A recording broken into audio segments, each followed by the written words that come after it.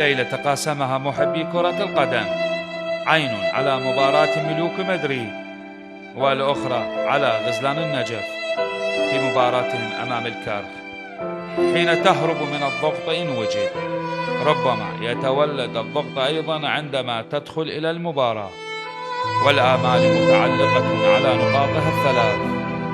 عندما تواجه العنيد الكناري، هناك من يردد بصمت: صفق لمن يشجعك، وركز نظرك على أهدافك تصل. قبل لحظات من بداية الصافرة كانوا الجميع مترقب لهذه المواجهة المهمة.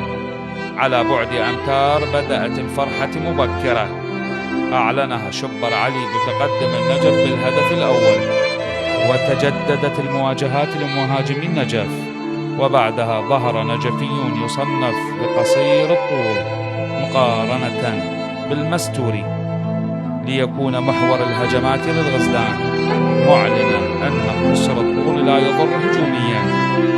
لينتهي الشوط الأول بتقدم النجف بهدف واحد.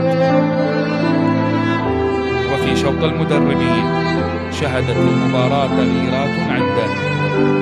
يعدل الكرخ عن طريق جعفر عبيس، وبعدها عاد الكرخ ليسجل الثاني عن طريق اللاعب حسن محمد. تخونك المشاعر وقت الفرح، وتبحث عن الحلول وقت المشاكل، ومن بين هذه الحلول التسديد من بعد لكن دون جدوى. بدأت أرض الملعب وكأنها مائلة باتجاه الغزلان. لم يتوقف سير الهجمات ليعلن المستوري هدف التعادل للنجف. اتخذ شهد المشي سبيلا ليتجاوز ما يشعر به، شعورا كاد أن يكون التفكير بالفوز.